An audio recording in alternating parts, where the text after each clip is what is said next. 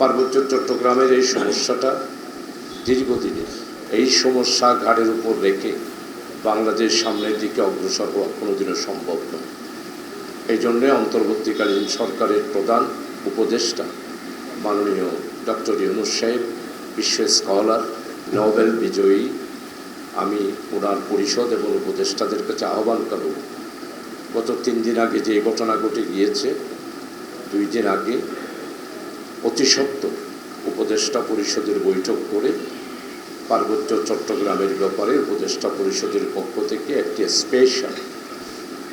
Special action committee গঠন করা দরকার। পার্বত্য এলাকায় আমরা যারা উপজাতি আছে তাদের দাবি দেওয়াকে ইগনোর করছে না, কিন্তু আমাদের যারা বাংলাদেশের মুসলমান, হিন্দু, পাহাড়ি যারা রয়েছে তাদের ব্যাপারে যে অবজ্ঞা এবং তাদেরকে যেইভাবে করে ইগনোর করে পার্বত্য চট্টগ্রামের মধ্যে যেইভাবে করে তাদেরকে নাগরিক হিসাবে সমস্ত সুবিধা থেকে বঞ্চিত করা হচ্ছে, এটা মোটেই ঠিক হচ্ছে না।